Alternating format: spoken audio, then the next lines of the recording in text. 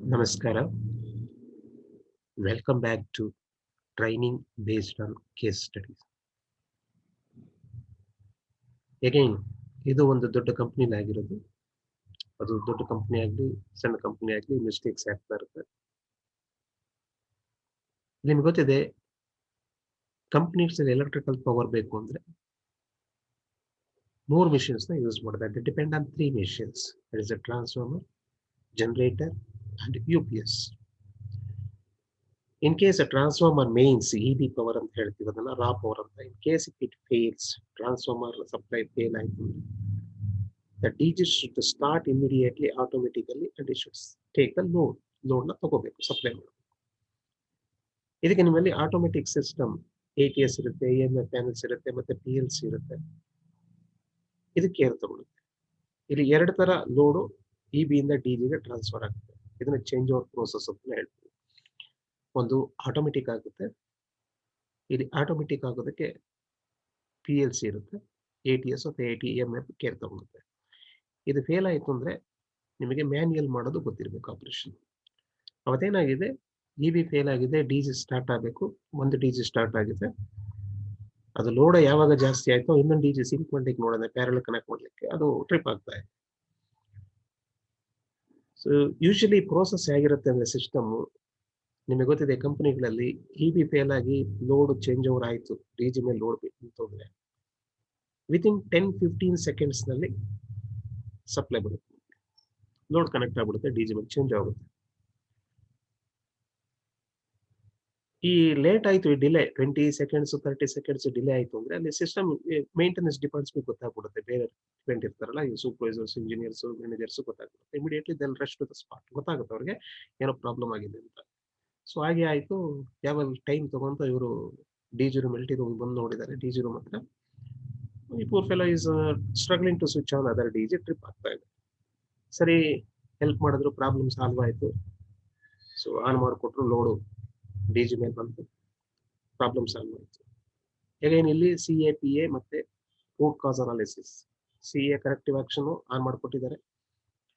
ಈಗ ಪ್ರಿವೆಂಟಿವ್ ಆಕ್ಷನ್ಗೆ root cause analysis ಗೊತ್ತಾಗಬೇಕು. ರೂಟ್ ಕಾಸ್ ಏನಿಲ್ಲಿ, ಅಲ್ಲಿರೋ ಸ್ಟಾಪ್ಗೆ ಆಪರೇಟರ್ಗೆ ಸಿಂಕ್ ಮಾಡೋದು ಗೊತ್ತಿಲ್ಲ, ಅಂದ್ರೆ DG ನ ಪ್ಯಾರಲ್ ಕನೆಕ್ಟ್ ಮಾಡೋದು ಗೊತ್ತಿಲ್ಲ, DG ಆನ್ ಮಾಡೋದು ಗೊತ್ತಿಲ್ಲ. ಸೊ ಅದ್ರ ಬಗ್ಗೆ ಟ್ರೈನಿಂಗ್ ಕೊಡಿ. ಈಗ ಈ ಟ್ರೈನಿಂಗ್ ಕೊಡೋದಕ್ಕೆ ಮುಂಚೆ ಟ್ರೈನಿಂಗ್ ಅಲ್ಲಿ ಏನು ಇನ್ಫಾರ್ಮೇಶನ್ ಹೇಳಬೇಕು, ಸಿಂಕ್ರೊನೈಸಿಂಗ್ ಆಪರೇಷನ್ ಅಂದ್ರೆ ಏನು, ಅದು ಏನು ಅಡ್ವಾಂಟೇಜಸ್, ಏನಕ್ಕೆ ಮಾಡಬೇಕು ಅದನ್ನು, why we have to do the synchronising process, what are the advantages, ಎಲ್ಲಿ ರಿಕ್ವೈರ್ಮೆಂಟ್ ಇದೆ, ಮತ್ತೆ ಪ್ರೋಸೆಸ್ ಹೇಗೆ ಇದು, ಇದೆಲ್ಲ ಹುಡುಗರಿಗೆ ಗೊತ್ತಿರಬೇಕು. ನಾರ್ಮಲಿ ಈ ಪ್ರೋಸೆಸ್ ಎಲ್ಲ ನೀವು SOP ನ ಲಾಸ್ಟ್ ಟೈಮ್ ಹೇಳಿದ್ದೀನಿ, ಸ್ಟ್ಯಾಂಡರ್ಡ್ ಆಪರೇಟಿಂಗ್ ಪ್ರೊಸೀಜರ್ ಪ್ರಿಪೇರ್ ಮಾಡಿ ಅಲ್ಲಿ ಡಿಸ್ಪ್ಲೇ ಮಾಡಿರ್ತಾರೆ. That staff should read and understand this. ಅವರು ಫ್ರೀ ಆಗಿದ್ದಾಗ ನಾರ್ಮಲ್ ಆಪರೇಷನ್ಸ್ ಗಳಲ್ಲಿ ಅದನ್ನ ಓದ್ಬಿಟ್ಟು ಅರ್ಥ ಮಾಡ್ಕೋಬೇಕು, ರೆಡಿ ಆಗಿರ್ಬೇಕು.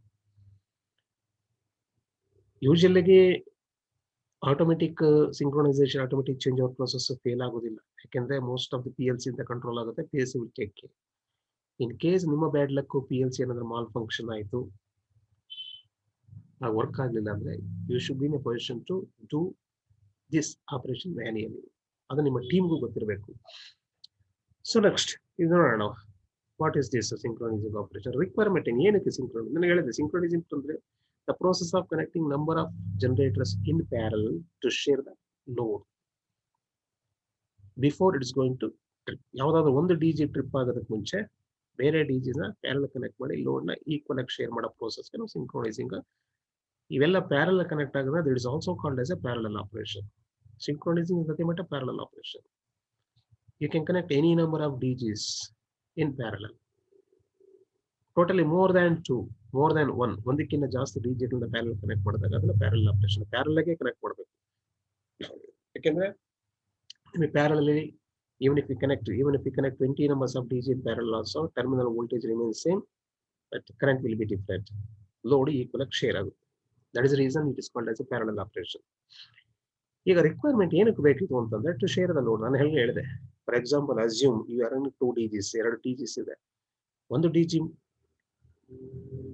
ಲೋಡು 80% ಹತ್ತತ್ರ ಹೋಯ್ತು ಅಂದ್ರೆ ನಿಮಗೆ ಗೊತ್ತಿದೆ ಯಾವ್ದಾದ್ರು ಒಂದು ಸೋರ್ಸ್, ಯಾವುದೇ ಸೋರ್ಸ್ ಆಗಲಿ, transformer, generator, UPSs, we should not supposed to load these machines above 80%. 80% ಮೇಲೆ ಹೋದ್ರೆ ಅದನ್ನ ಓವರ್ಲೋಡ್ ಅಂತ ಹೇಳ್ತೀವಿ. ಓವರ್ಲೋಡ್ ಆದಾಗ ಏನಕ್ಕೆ ಟ್ರಿಪ್ ಆಗುತ್ತೆ, ಓವರ್ಲೋಡ್ ರೆಸ್ ಫಿಕ್ಸ್ ಆಗಿರುತ್ತೆ, ಸೆನ್ಸ್ ಮಾಡಿ ಟ್ರಿಪ್ ಆಗುತ್ತೆ. Before it's going to happen, ಇದು ಟ್ರಿಪ್ ಆಗೋದಕ್ಕೆ ಮುಂಚೆನೆ we have to observe this and we have to start the second DG and we have to connect these two DGs in parallel and we have to share the load. ಈ process ಗೊತ್ತಿರಬೇಕು. ಇದು manual ಮಾಡೋದು ಗೊತ್ತಿರಬೇಕು. Automatic ಆಗಿ PLC scan ಮಾಡುತ್ತೆ, ಇದು PLC check ಮಾಡುತ್ತೆ, ಅವೆಲ್ಲ ಟ್ರ್ಯಾಕ್ ಮಾಡುತ್ತೆ. ಟ್ರ್ಯಾಕ್ ಮಾಡಿಬಿಟ್ಟು ಏನೇನು ಕಂಡೀಷನ್ ಬೇಕು ಅವೆಲ್ಲ ಟ್ರ್ಯಾಕ್ ಮಾಡಿ ಓಕೆ ಇದೆ ಅದು ಪ್ರೋಸೆಸ್ನ ಎಕ್ಸಿಕ್ಯೂಟ್ ಮಾಡುತ್ತೆ. ಬಟ್ ಮ್ಯಾನ್ಯಲ್ ಮಾಡ್ಬೇಕಾದ್ರೆ ಇದನ್ನು ನಾವು ತಿಳ್ಕೊಂಡು ಮಾಡಬೇಕು. ಒಂದು second one to connect live system, ಇದನ್ನ ಗ್ರಿಡ್ ನಲ್ಲೂ ಕನೆಕ್ಟ್ ಮಾಡ್ಬೋದು. ಒಂದು DG ಪವರ್ನ ನಾವು ಟೋಟಲ್ ಮೇನ್ಸ್ ಮೇಲೂ ಕನೆಕ್ಟ್ ಮಾಡಿ ಸಿಂಕ್ ಮಾಡ್ಬೋದು, ಟೋಟಲ್ ಗ್ರಿಡ್ಗೆ ಕನೆಕ್ಟ್ ಮಾಡ್ಬೋದು, ಅಥವಾ ನಂಬರ್ ಆಫ್ DGಸ್ನ ಅದ್ರ ಮೇಲೆ ಕನೆಕ್ಟ್ ಮಾಡ್ಬೋದು. ಇಲ್ಲಿ ಫಸ್ಟ್ ಸ್ಟಾರ್ಟ್ ಮಾಡೋ DGನ ಮದರ್ DG ಅಥವಾ ಮೇನ್ DG ಅಥವಾ ಇನ್ಕಮಿಂಗ್ DG ಅಂತ ಹೇಳ್ತೀವಿ.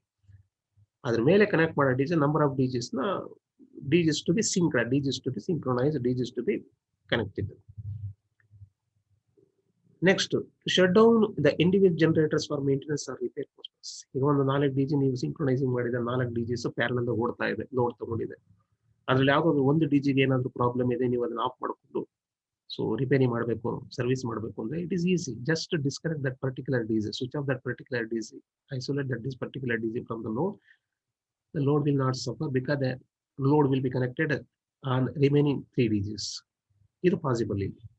ಹಾಗಾಗಿ ಸೊ ಇವೆಲ್ಲ ಅಡ್ವಾಂಟೇಜಸ್ ಇದೆ synchronising. Next, as a backup to critical supplies without interruption. ನಾನು ಹೇಳಿದಾಗ ಒಂದು DG ಏನಾದರೂ ಡಿಸ್ಕನೆಕ್ಟ್ ಆಯಿತು ಅಥವಾ 2 DG ಡಿಸ್ಕನೆಕ್ಟ್ ಆಯಿತು ಅಂದರೆ ಸೊ ಲೋಡ್ ಸಫರ್ ಆಗೋದಿಲ್ಲ. Without interruption remaining DGs will take care. ಇವು ಅಡ್ವಾಂಟೇಜಸ್. ಇನ್ನು ನೆಕ್ಸ್ಟ್ ಕಂಡೀಷನ್ಸ್ ಅಂದರೆ ನಾವು ಯಾವುದೇ DGಸ್ನ ಯಾವುದೇ ಸೋರ್ಸ್ನ ಪ್ಯಾರಲ್ ಆಗಿ ಕನೆಕ್ಟ್ ಮಾಡೋಂಗಿಲ್ಲ. ಇಲ್ಲಿ I am talking about DGs ಮಾತ್ರ. ಇದು ಇಲ್ಲಿ ಕಂಡೀಷನ್ಸ್ ಇದೆ. ಏನು ಕಂಡೀಷನ್ಸ್? ಫಸ್ಟ್ ಕಂಡೀಷನ್ ಏನು? The speed of the DG set. ಅದು ಇಂಜಿನ್ ಇರುತ್ತೆ, ಜನರೇಟರ್ ಇರುತ್ತೆ, ಎರಡು ಕಪಲ್ ಆಗಿರೋದ್ರಿಂದ ಇಂಜಿನ್ 1500 RPM ರನ್ ಆಯಿತು ಅಂದ್ರೆ ನಿಮ್ಮ ಜನರೇಟರ್ ಅಷ್ಟೇ ಸ್ಪೀಡ್ ನಲ್ಲಿ ಓಡುತ್ತೆ. ಹಾಗಾಗಿ the speed of the DG set should be same with the other DG to be synchronized. ಇದನ್ನ ಮೇನ್ DG ಎಷ್ಟು ಸ್ಪೀಡ್ ಅಲ್ಲಿ ಓಡ್ತಾ ಇದೆ, ಅದು ಬೇರೆ DG ನೀವು ಸಿಂಕ್ರೊನೈಸಿಂಗ್ ಮಾಡಬೇಕು ಅಂತಂದ್ರೆ ಆ DG ಸ್ಪೀಡು ಅಷ್ಟೇ ಇರಬೇಕು. ನಾರ್ಮಲ್ ಆಗಿ ಎಷ್ಟಿರುತ್ತೆ speed? 1500 RPM. Usually DG sets run ಮಾಡೋದು 1500 RPM ಅಲ್ಲಿ ರನ್ ಮಾಡುತ್ತೆ. Next frequency. The frequency of this main DG and other DG should be the same, that is 50 Hz. And the terminal voltage, this is very important, is also so 450 volts. Main DG and other DGs. Plus rating capacity 1000 kVA and 1000 kVA ಬೇರೆ DGs. ಇದು 500 kVA main DG ಅಂತಂದ್ರೆ ಬೇರೆ synchronise ಮಾಡೋ DGs capacity ಅಷ್ಟೇ ಇರಬೇಕು. ಇದು ಈಗ ಬೇರೆ ಕೆಪಾಸಿಟೀಸ್ ಸಿಂಕ್ ಮಾಡ್ತಾ ಇದ್ದಾರೆ, ಪಾಸಿಬಲ್. ಅಂಡ್ ಫೇಸ್ ಸೀಕ್ವೆನ್ಸಸ್ ಇದು ಅಷ್ಟೇ. ಸಿನ್ಸ್ ಒಂದು DG 4 ಟರ್ಮಿನಲ್ಸ್ ಇರೋದು, R phase, Y phase, B phase plus neutral. ಇದನ್ನ ಪ್ಯಾರಲ್ ಕನೆಕ್ಟ್ ಮಾಡ್ಬೇಕಾದ್ರೆ other DGs same polarity, same phases connect ಆಗಬೇಕು. R phases of all the DGs should be connected to R only, and the remaining simultaneously this Y phase and B phase and neutral also. ಆ particular ಅದೇ points ಆ ಫೇಸಸ್ಸೇ connect ಆಗಬೇಕು. ಇದರಲ್ಲಿ ಯಾವುದಾದ್ರೂ ಒಂದು ಏನಾದರೂ interchange ಆಯಿತು ಅಂತಂದ್ರೆ, ಯಾವುದಾದ್ರು ಒಂದು DGದು R phaseಗೂ Y phaseಗೂ ಅಥವಾ Y phase B phaseಗೂ ಇಂಟರ್ಚೇಂಜ್ ಆಯಿತು ಅಂದರೆ ಸೊ ಎಂಟೈರ್ ಸಿಸ್ಟಮ್ ಸ್ಟಾಪ್ ಆಗುತ್ತೆ, DG ಸಿಂಕ್ರೊನೈಸಿಂಗ್ ಸಕ್ಸಸ್ ಆಗಲ್ಲ. So these are the condition. ಈ ಕಂಡೀಷನ್ಸ್ನ ಫುಲ್ಫಿಲ್ ಆದ್ರೆ ಮಾತ್ರ ಇದು ಸಿಂಕ್ರೊನೈಸಿಂಗ್ ಆಪರೇಷನ್ ಸಕ್ಸಸ್ ಆಗುತ್ತೆ. ಎಂಟೈರ್ ಲೋಡು ಎಷ್ಟು DGs ನೀವು ರನ್ ಮಾಡ್ತಾರೆ ಅಷ್ಟು DG ಮೇಲೆ ಈಕ್ವಲ್ ಆಗಿ ಶೇರ್ ಆಗುತ್ತೆ. ಇದನ್ನ PLC ಆಟೋಮೆಟಿಕ್ ಆಗಿ ಸ್ಕ್ಯಾನ್ ಮಾಡಿ ಕೇರ್ ತಗೊಳುತ್ತೆ. ಬಟ್ ನೀವು ಮ್ಯಾನ್ಯಲ್ ಮಾಡ್ಬೇಕಾದ್ರೆ we have to observe physically. ಅದಕ್ಕೆ ಪ್ರತಿಯೊಂದು ಇದ್ರಲ್ಲೂ ಸ್ಪೀಡ್ ಅಬ್ಸರ್ವ್ ಮಾಡ್ಲಿಕ್ಕೆ so engine speed, frequency, terminal voltage ಎಲ್ಲ ಚೆಕ್ ಮಾಡೋದಕ್ಕೆ ಡ್ಯೂಯಲ್ ಮೀಟರ್ಸ್ ಇರುತ್ತೆ. ಎಷ್ಟು DGs ಮೀಟರ್ಸ್ ಇರುತ್ತೆ, ಇನ್ಸ್ಟ್ರೂಮೆಂಟ್ಸ್ ಅದು ನೋಡ್ಕೊಂಡು ಚೆಕ್ ಮಾಡ್ಕೋಬೇಕಾಗುತ್ತೆ. ಇನ್ನು ಫೇಸ್ ಸೀಕ್ವೆನ್ಸ್ ಇಂಡಿಕೇಶನ್ ಇದನ್ನು ನೋಡೋದಕ್ಕೆ ಸೊ ಸಿಂಕ್ರೋನೋಸ್ಕೋಪ್ ಅದು ಸಿಂಕ್ರೊನೈಸಿಂಗ್ ಸಿಸ್ಟಮ್ ಅಂತ ಒಂದಿದೆ, ಅದಕ್ಕೆ ಕೇರ್ ತಗೊಳುತ್ತೆ, ಅದು ನಿಮಗೆ ಇಂಡಿಕೇಟ್ ಮಾಡ್ತಾ ತೋರಿಸುತ್ತೆ.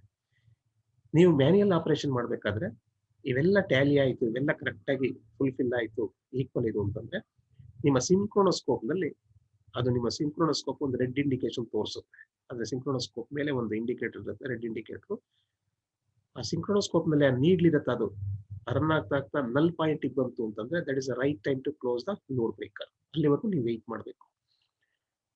ಇದು ತುಂಬಾ ಹುಷಾರಾಗಿ ಮಾಡಬೇಕು. ಒಂದು ಡಿ ಜಿ ಆಲ್ರೆಡಿ ಲೋಡ್ ತಗೊಂಡು ಓಡ್ತಾ ಇದೆ, 80% ಹತ್ತತ್ರ ಬರ್ತಾ ಇದೆ. ಟ್ರಿಪ್ ಆಗೋದಕ್ಕೆ ಮುಂಚೆ ಇನ್ನೊಂದು ಡಿ ಜಿ ಸ್ಟಾರ್ಟ್ ಮಾಡಬೇಕು. ಸ್ಟಾರ್ಟ್ ಮಾಡ್ತೀರಾ, ಸ್ಟಾರ್ಟ್ ಮಾಡಿದ ತಕ್ಷಣ ಆ ರಿಮೈನಿಂಗ್ ಡಿ ಜಿದು ಇನ್ನೊಂದು D G speed immediate rise ಆಗಲ್ಲ, ಸ್ಲೋ ರೈಸ್ ಆಗ್ತಾ ಬರುತ್ತೆ. ವೋಲ್ಟೇಜ್ ಸ್ಲೋ ಇನ್ಕ್ರೀಸ್ ಆಗ್ತಾ ಬರುತ್ತೆ, ಫ್ರೀಕ್ವೆನ್ಸಿ ರೈಸ್ ಆಗ್ತಾ ಬರುತ್ತೆ. ಎಲ್ಲ ಮ್ಯಾಚ್ ಆದಾಗ, ಮೇನ್ ಡಿ ಜಿಗೆ ಇವೆಲ್ಲ ಮ್ಯಾಚ್ ಆದಾಗ ಈಕ್ವಲ್ ಬಂದಾಗ ಮಾತ್ರ we have to close the break. ಅವಾಗ ಇಂಡಿಕೇಶನ್ ಬರುತ್ತೆ ನಿಮಗೆ synchronise. Then only we have to close load break. In case by mistake ಆಗಿ ಅದಕ್ಕೆ ಮುಂಚೆ ಏನಾದರೂ ಕ್ಲೋಸ್ ಮಾಡಿದ್ರೆ ಇದು ಸಕ್ಸಸ್ ಆಗೋದ್ರೆ ಟ್ರಿಪ್ ಆಗುತ್ತೆ. ಇದು ಕೆಲವರು ಪ್ಯಾನಿಕ್ ಆಗಿ ಮಾಡ್ಬಿಡ್ತಾರೆ, ಗೊತ್ತಿರುತ್ತೆ SOPs ಒಂದೇ ಇರುತ್ತೆ, ಹೋಗ್ತಾ ಇರ್ತಾರೆ, ಬಟ್ ಪ್ಯಾನಿಕ್ ಆಗ್ಬಿಡ್ತಾರೆ. ಪ್ಯಾನಿಕ್ ಆಗ್ಬಿಟ್ಟು ಅದಕ್ಕೆ ಮುಂಚೆನೆ ಕ್ಲೋಸ್ ಮಾಡ್ತಾರೆ, ಕ್ಲೋಸ್ ಆದಾಗ ಟ್ರಿಪ್ ಆಗುತ್ತೆ. ಅದನ್ನ ನೋಡೋಣ ಈಗ ನೆಕ್ಸ್ಟ್ ತೋರಿಸ್ತೀನಿ ಅದು ಹೇಗಾಗುತ್ತೆ. Next, generators and engines must have similar no load and full load characteristics. ಇಲ್ಲಿ ಜನರೇಟರ್ಸ್ ಮತ್ತೆ ಇಂಜಿನ್ಸ್ ಕೂಡ ಎಷ್ಟು HP ಇಂಜಿನ್ಸ್ ಇದೆ, ಇನ್ನೊಂದು ಬೇರೆ DJ ಸೆಟ್ ಸಿಂಕ್ರೊನೈಸ್ ಮಾಡಬೇಕಾಗಿರೋದು ಅದು ಇಂಜಿನ್ ಕೆಪಾಸಿಟಿ ಎಷ್ಟು, ಇದು ನೋ ಲೋಡ್ ಮತ್ತೆ ಫುಲ್ ಲೋಡ್ ಕ್ಯಾರೆಕ್ಟರಿಸ್ಟಿಕ್ಸ್ ನ ಫಸ್ಟ್ ಅದನ್ನೆಲ್ಲ ಡಿಫೈನ್ ಮಾಡಿ ಚೆಕ್ ಮಾಡಿ. ಸೊ ಹಾಗಾಗಿ ಅಂತ DJ ಸೆಟ್ಸ್ ಮಾತ್ರ ಸಿಂಕ್ರೊನೈಸಿಂಗ್ ಮಾಡಬೇಕು. ಆ ಡೀಟೇಲ್ಸ್ ಎಲ್ಲ ಕ್ಯಾರೆಕ್ಟರಿಸ್ಟಿಕ್ಸ್ ಸಪ್ಲೈಯರ್ಸ್ ಕೊಟ್ಟಿರ್ತಾರೆ. Next, must be provided with synchronising equipment. This ತುಂಬಾ important. Synchronising operation synchronising equipment ಬೇಕು. ಅದು ಸಿಂಕ್ರೊನೋಸ್ಕೋಪ್ ಮತ್ತೆ ಇದೆಲ್ಲ ಬರುತ್ತೆ, ಒಂದು ಸಿಂಕ್ರೊನೈಸಿಂಗ್ ಪ್ಯಾನಲ್ ಸಪರೇಟ್ ಇರುತ್ತೆ.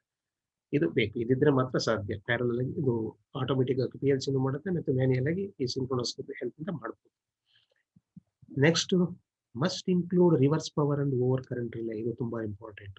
ರಿವರ್ಸ್ ಪವರ್ ರಿಲೇ ಅಂತ ಇದೆ, ನಾರ್ಮಲ್ ಆಗಿ overload relay, over current relay ಅದು ಇದೆ. ಈ ರಿವರ್ಸ್ ಪವರ್ ರಿಲೇ ಎಲ್ಲಿ ಬೇಕು, ಯಾಕೆ ಬೇಕು ಅಂತ ನಾನು ನೆಕ್ಸ್ಟ್ ಹೇಳ್ತೀನಿ. Next, generator and dissimilar makes should have similar waveform characteristics if neutrals are change. ಇಲ್ಲಿ ಬೇರೆ ಬೇರೆ ಮೇಕ್ಸ್ ಜನರೇಟರ್ಸ್ ಬರುತ್ತೆ. ಫಾರ್ ಎಕ್ಸಾಂಪಲ್ ಕಮಿನ್ಸ್, ಕಿರ್ಲೋಸ್ಕರ್ ಇದೆ, ಆ ಥರ ಬೇರೆ ಬೇರೆ ಮೇಕ್ಸ್ ಎಲ್ಲ ಇದೆ. ಬೇರೆ ಯಾವುದೇ ಮೇಕ್ಸ್ DJs ನಾವು ಸಿಂಕ್ ಮಾಡ್ಬೋದು ಬೇರೆ DJ ಮೇಕ್ ಜೊತೆ. ಇದು ಡಿಫರೆಂಟ್ ಮೇಕ್ಸ್ ಸಿಂಕ್ ಮಾಡ್ಬೇಕಾದ್ರೆ, ಪ್ಯಾರಲ್ ಕನೆಕ್ಟ್ ಮಾಡ್ಬೇಕಾದ್ರೆ ಅದು ವೇವ್ ಫಾರ್ಮ್ ನ ಮ್ಯಾಚ್ ಮಾಡಬೇಕು. ವೇವ್ ಫಾರ್ಮ್ದು ಅಷ್ಟೇ, ಅದು ಡೀಟೇಲ್ಸ್ ಕೊಟ್ಟಿರ್ತಾರೆ, ಮ್ಯಾನ್ಯಲ್ ಅಲ್ಲಿ ಇರುತ್ತೆ. ಸೊ ಅಂತ DJs ಮಾತ್ರ ಅದು ಸಿಂಕ್ರೊನೈಸಿಂಗ್ ಪ್ರೋಸೆಸ್ಗೆ ಆಪರೇಟ್ ಮಾಡ್ಲಿಕ್ಕೆ ಸಾಧ್ಯ, ಇಲ್ಲ ಅಂದ್ರೆ ಸಕ್ಸಸ್ ಆಗಲ್ಲ. So these are the conditions.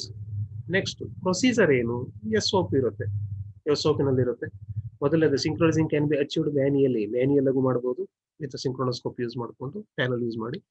But and also the fully automatic PLC, 100% automatic ಅಂದ್ರೆ PLC ನಿಮ್ಮ ಪ್ರೆಸೆನ್ಸ್ ಬೇಡ, ಆಟೋಮೆಟಿಕ್ ಅದು ಶೇರ್ ಮಾಡ್ಕೊಂಡು ಎಲ್ಲ ಕಂಡೀಷನ್ಸ್ ಎಲ್ಲ ಸ್ಕ್ಯಾನ್ ಮಾಡುತ್ತೆ. ಫುಲ್ಫಿಲ್ ಆದ್ಮೇಲೆ ಆಟೋಮೆಟಿಕ್ ಲೋಡ್ ಬ್ರೇಕರ್ ಕ್ಲೋಸ್ ಆಗುತ್ತೆ, ಸಿಂಕ್ ಆಗುತ್ತೆ. ಇದು PLC ಕಂಟ್ರೋಲ್ ಮಾಡುತ್ತೆ.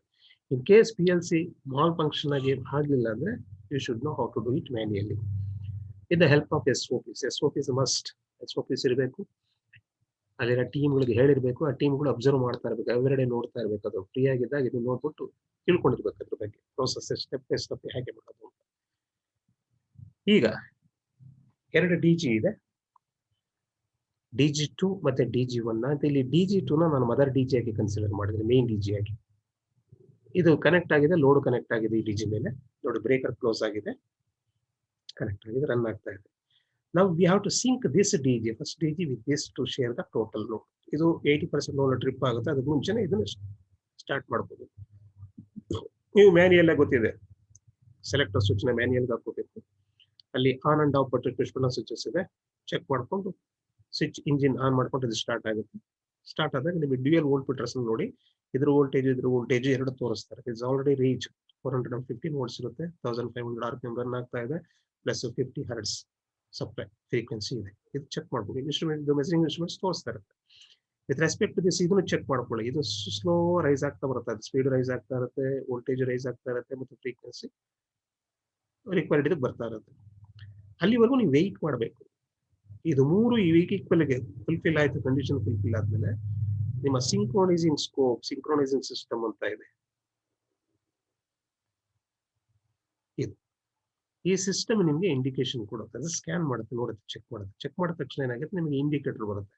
ಆ ಇಂಡಿಕೇಟರ್ ಬಂದಾಗ immediate we have to close this, ಈ ಬ್ರೇಕರ್ನ ಕ್ಲೋಸ್ ಮಾಡಬೇಕು. ಆ ಇಂಡಿಕೇಟರ್ ಬರೋದಕ್ಕೆ ಮುಂಚೆನೆ, ಸಿಗ್ನಲ್ ಬರೋದಕ್ಕೆ ಮುಂಚೆನೆ ಕ್ಲೋಸ್ ಮಾಡಿದ್ರೆ ನಿಮಗೆ ಸಿಂಕ್ರೊನೈಸಿಂಗ್ ಸಕ್ಸಸ್ ಆಗೋದಿಲ್ಲ. ಈಗ ನೋಡಿ, frequency is not matching, frequency match ಆಗ್ತಾ ಇಲ್ಲ. ಇದು ನೋಡಿ, ಇದು ರೆಡ್ ಕಲರ್ ಇದ್ರದ್ದು ಫ್ರೀಕ್ವೆನ್ಸಿ ಇದೆ, ಇದ್ರ ಫ್ರೀಕ್ವೆನ್ಸಿ ಇದು 50 ಹರ್ಟ್ಸ್ ಇದೆ, ಇದು 51 ಹರ್ಟ್ಸ್ ಇದೆ, ಡಿಫರೆಂಟ್ ಇದೆ. ಇಲ್ಲಿ ನೋಡಿ frequency out of phase, in phase ಇರಬೇಕು, ಔಟ್ ಆಫ್ ಫೇಸ್. ಇದು ಎಷ್ಟು ಬರ್ತದೆ ಔಟ್ ಆಫ್ ಫೇಸ್ ನೋಡಿ, 180 ಡಿಗ್ರಿ ಔಟ್ ಆಫ್ ಫೇಸ್ ಇದೆ. ಇವಾಗ ನೀವೇನಾದ್ರೂ ಈ ಕಂಡೀಷನ್ ಅಲ್ಲಿ ಫ್ರೀಕ್ವೆನ್ಸಿ ಮ್ಯಾಚ್ ಆಗ್ತಿಲ್ಲ, ಇವಾಗ ಕ್ಲೋಸ್ ಮಾಡಿದ್ರೆ ನಿಮಗೆ ಪ್ರಾಬ್ಲಮ್ ಆಗುತ್ತೆ. ಸೊ ನೋಡಿ, ಇದು ಕ್ಲೋಸ್ ಆಯ್ತು ಅಂತಂದ್ರೆ, ಸೊ ಡಿ ಜಿ ಮೇಲೆ ನಿಮಿಷ ಜನರೇಟರ್ಸ್, 2 ಜನರೇಟರ್ ಮೇಲೆ ಎಫೆಕ್ಟ್ ಆಗುತ್ತೆ, ಇದು ಸಕ್ಸಸ್ ಆಗೋದಿಲ್ಲ. ಈಗ ನೆಕ್ಸ್ಟ್ ಇದರಲ್ಲಿ ಫ್ರೀಕ್ವೆನ್ಸಿ ಮ್ಯಾಚ್ ಆಯ್ತು, ಅಲ್ಲಿವರೆಗೂ ವೆಯ್ಟ್ ಮಾಡಿದ್ರೆ 2 ಫ್ರೀಕ್ವೆನ್ಸಿ ಮ್ಯಾಚ್ ಆಯ್ತು ಅಂತ ಇಟ್ಕೊಳ್ಳಿ. ನೋಡಿ 2 50 ಬಂದಿದೆ, 50 ಬಂದಾಗ ನೋಡಿ ಇಲ್ಲಿವರೆಗೂ ವೆಯ್ಟ್ ಮಾಡಿ, ಇನ್ ಫೇಸ್ ಬಂತು. So then switch on that breaker switch on ಮಾಡಿ, ಸಕ್ಸಸ್. ಓಕೆ ನೋಡಿ ಕನೆಕ್ಟ್ ಆಗಿರೋ ನೋಡಿ 2 ಡಿ ಜಿ ಮೇಲೆ ಈಕ್ವಲ್ ಆಗಿ ಶೇರ್ ಆಗುತ್ತೆ. ನೆಕ್ಸ್ಟ್ ಇಲ್ಲಿ ಹೊಸ ಡಿವೈಸಸ್ ಇದೆ ನೋಡಿ, ಇಲ್ಲಿ AVR ಆಟೋಮೆಟಿಕ್ ವೋಲ್ಟೇಜ್ ರೆಗ್ಯುಲೇಟರ್ ಮತ್ತೆ CT ಅಂತ ಇದೆ, ಅಂದ್ರೆ ಕರೆಂಟ್ ಟ್ರಾನ್ಸ್ಫಾರ್ಮರ್ಸ್. ಇದು ಎಕ್ಸೈಟೇಷನ್ ಕನೆಕ್ಟ್ ಆಗಿರುತ್ತೆ. ನಿಮಗೆ ಗೊತ್ತಿದಲ್ಲ, ಲೋಡ್ ಜಾಸ್ತಿ ಆದಾಗ ಟರ್ಮಿನಲ್ ವೋಲ್ಟೇಜ್ ಕಮ್ಮಿ ಆಗ್ತಾ ಬರುತ್ತೆ, ಸ್ಪೀಡ್ ಕಮ್ಮಿ ಆಗ್ತಾ ಬರುತ್ತೆ ಜನರೇಟರ್ಸ್. ಇಲ್ಲಿ ಟರ್ಮಿನಲ್ ವೋಲ್ಟೇಜ್ ನ ಮೇಂಟೈನ್ ಮಾಡೋಕ್ಕೆ, ಕಾನ್ಸ್ಟೆಂಟ್ ವೋಲ್ಟೇಜ್ ನ ಮೇಂಟೈನ್ ಮಾಡೋದಕ್ಕೆ ಲೋಡ್ ವೇರಿ ಆಗ್ತಾ ಇದ್ರು, in spite of varying the connected load, if the terminal voltage varies, in order to maintain the constant terminal voltage, this AVR will function. ಇದು AVR care ತಗೊಳುತ್ತೆ. ಅದೆಷ್ಟೇ load connect ಆಗಿ vary ಆಗ್ತಿರಲಿ, terminal voltage constant maintain ಮಾಡುತ್ತೆ. Similarly ಇಲ್ಲಿ speed vary ಆಗುತ್ತಲ್ಲ, speed ಕಮ್ಮಿ ಆಗುತ್ತೆ ಲೋಡ್ ಜಾಸ್ತಿ ಆದಾಗ, ಲೋಡ್ ಕಮ್ಮಿ ಆದಾಗ ಸ್ಪೀಡ್ ರೈಸ್ ಆಗುತ್ತೆ. ಇದನ್ನ ಕಂಟ್ರೋಲ್ ಮಾಡೋದಕ್ಕೆ ಅಲ್ಲಿ ನಿಮಗೆ ಗೊತ್ತಿದೆಯಲ್ಲ, ಗವರ್ನರ್ ಅಂತ ಒಂದು ಪಾರ್ಟ್ ಇದೆ, ಗವರ್ನರ್ ಸ್ಪೀಡ್ ನ ಕಂಟ್ರೋಲ್ ಮಾಡುತ್ತೆ. ಸೊ ಇದು. ಇನ್ನು ನೆಕ್ಸ್ಟ್ ವೋಲ್ಟೇಜ್ ಮ್ಯಾಚ್ ಆಗಲಿಲ್ಲ ಅಂದ್ರೆ, ಟರ್ಮಿನಲ್ ವೋಲ್ಟೇಜ್ ಮ್ಯಾಚ್ ಆಗಲಿಲ್ಲ. ಈಗ ನೋಡಿ ಇಲ್ಲಿ 2 DG, ಇದು ಮೇನ್ DG 410 ವೋಲ್ಟ್ಸ್ ಇದೆ, ಇದು 400 ಇದೆ. ಇವು 2 ಬ್ರೇಕರ್ ಕ್ಲೋಸ್ ಮಾಡಿದೀವಿ ಅಂತ ಇಟ್ಕೊಳ್ಳಿ. ಬ್ರೇಕರ್ ಕ್ಲೋಸ್ ಆಯ್ತು, ಸಿಂಕ್ರೊನೈಸೇಷನ್ ಕೊಟ್ಟು ಬ್ರೇಕರ್ ಕ್ಲೋಸ್ ಮಾಡಿದ್ವಿ. ಇವಾಗ ಏನಾಗುತ್ತೆ ಕ್ಲೋಸ್ ಮಾಡಿದಾಗ ಅಂತಂದ್ರೆ, ಈ ಬ್ರೇಕರ್ ಕ್ಲೋಸ್ ಮಾಡೋದಕ್ಕೆ ನೋಡಿ, ಈಗ ಇವೆರಡು ಪ್ಯಾರಲ್ ಕನೆಕ್ಟ್ ಆಗಿದೆ. ಇದು ಹೈ ವೋಲ್ಟೇಜ್ ಇದೆ, ಲೋ ವೋಲ್ಟೇಜ್ ಇದೆ, 10 ವೋಲ್ಟ್ಸ್ ಡಿಫ್ರೆನ್ಸ್ ಇದೆ. ಬಟ್ ಇಲ್ಲಿ 2 ಪ್ಯಾರಲ್ ಕನೆಕ್ಟ್ ಆಗಿರೋದ್ರಿಂದ voltage, average voltage of this 405 ಇರುತ್ತೆ. ಬಟ್ ಇಲ್ಲಿ ದಿಸ್ ಎಕ್ಸೈಟೇಷನ್ ಸಿಸ್ಟಮ್, ಈ DGs ಈ ವೋಲ್ಟೇಜ್ ನ ಮೇಂಟೈನ್ ಮಾಡುತ್ತೆ. Try to increase 5 volts, excitation try ಮಾಡುತ್ತೆ, ವೋಲ್ಟೇಜ್ ನ 5 ವೋಲ್ಟ್ಸ್ ಇನ್ಕ್ರೀಸ್ ಮಾಡಕ್ಕೆ ಟ್ರೈ ಮಾಡುತ್ತೆ. ಈ ಎಕ್ಸೈಟೇಷನ್ ಸಿಸ್ಟಮ್ ಇದ್ರದ್ದು ಏನಾಗುತ್ತೆ, 5 ವೋಲ್ಟ್ಸ್ ನ ರೆಡ್ಯೂಸ್ ಮಾಡೋದಕ್ಕೆ ಟ್ರೈ ಮಾಡುತ್ತೆ. ಹಾಗೆ ಏನಾಗುತ್ತೆ, ಇಲ್ಲಿ 5 ವೋಲ್ಟ್ಸ್ ಡಿಫರೆನ್ಸ್ ಬಂತಲ್ಲ, ಸೊ ಈ ಎಕ್ಸ್ಟ್ರಾ ವೋಲ್ಟೇಜ್ ನ, ಹೈ ವೋಲ್ಟೇಜ್ ಇರೋದು ಈ DGಗೆ ಸಪ್ಲೈ ವೋಲ್ಟೇಜ್ ನ ಸಪ್ಲೈ ಮಾಡುತ್ತೆ. Then this DG will run as a load, as a motor ತರ ವರ್ಕ್ ಆಗುತ್ತೆ. Then it draws current. ಈ DG ಕರೆಂಟ್ ಡ್ರಾ ಮಾಡಕ್ಕೆ ಶುರು ಮಾಡುತ್ತೆ. ನೋಡಿ ಲೋಡ್ ಆಯ್ತು, ಈ ವೋಲ್ಟೇಜ್ ಈ ಜನರೇಟರ್ ಏನಾಗುತ್ತೆ, ನಿಮಗೆ ಹೈ ವೋಲ್ಟೇಜ್ ಇರೋದು ಈ ಎಕ್ಸ್ಟ್ರಾ ವೋಲ್ಟೇಜ್ ನ ಇದಕ್ಕೆ ಸಪ್ಲೈ ಮಾಡ್ತಾ ಇದೆ, ಇದು ಸಪ್ಲೈ ಮಾಡ್ತಾ ಇದೆ, ಇದು ವರ್ಕ್ ಆಸ್ ಎ ಲೋಡ್. ಈ ಲೋಡ್ ಆದಾಗ ಏನಾಗುತ್ತೆ, ಈ ಕರೆಂಟ್ ಡ್ರಾ ಮಾಡುತ್ತೆ. ಇಮ್ಯಾಜಿನ್, ಇದು ಜನರೇಟರ್ ವೋಲ್ಟೇಜ್ ಸಪ್ಲೈ ಮಾಡಬೇಕು ಅಂತ, ಆ ಜನರೇಟರ್ಗೆ ನಾವು ವೋಲ್ಟೇಜ್ ಕೊಡ್ತಾ ಇದೀವಿ ಅಂದ್ರೆ, this will run as a motor. And also since it is coupled to the engine, this will try to run the engine ನ ರನ್ ಮಾಡಕ್ಕೆ ಶುರು ಮಾಡುತ್ತೆ. ಇದು ವೆರಿ ವೆರಿ ಡೇಂಜರಸ್ ಆಪರೇಷನ್, ಇದು ತುಂಬಾ dangerous. So that is the reason ಇದು ನಾವು manual synchronise ಮಾಡ್ಬೇಕಾದ್ರೆ ತುಂಬಾ ಹುಷಾರಾಗಿ ಪೇಷನ್ಸ್ ಇರಬೇಕು, ಚೆಕ್ ಮಾಡಬೇಕು, ವೋಲ್ಟೇಜ್ ಮ್ಯಾಚ್ ಆಗ್ತಾ ಇದೆಯಾ, ಫ್ರೀಕ್ವೆನ್ಸಿ ಮ್ಯಾಚ್ ಆಗ್ತಾ ಇದೆಯಾ ನೋಡ್ಬಿಟ್ಟು ಆನ್ ಮಾಡಬೇಕು. ಅದು ಮುಂಚೆನೇ ಆನ್ ಮಾಡಿದ್ರೆ ಏನಾಗುತ್ತೆ, ಇವೆಲ್ಲ ಪ್ರಾಬ್ಲಮ್ಸ್ ಆಗುತ್ತೆ. ಈಗ ಓಕೆ ರೈಟ್, ಈಗ ವೋಲ್ಟೇಜ್ ಮ್ಯಾಚ್ ಆಯ್ತು, ವೋಲ್ಟೇಜ್ ಇಸ್ ಮ್ಯಾಚ್. ಈಗ ನೋಡಿ ಬ್ರೇಕರ್ 2 ಕ್ಲೋಸ್ ಆಗಿದೆ, ಬ್ರೇಕರ್ ಕ್ಲೋಸ್ ಆಗಿದೆ. ನೋಡಿ ಆರಾಮಾಗಿ ಲೋಡ್ ತಗೊಂಡಿದೆ. Entire load is connected on this two, share on this two, equal share ಆಗುತ್ತೆ. 2 ಕೆಪಾಸಿಟಿ ಈಕ್ವಲ್ ಇದ್ರೆ ಎಕ್ಸಾಕ್ಟ್ಲಿ ಈಕ್ವಲ್ ಶೇರ್ ಆಗುತ್ತೆ.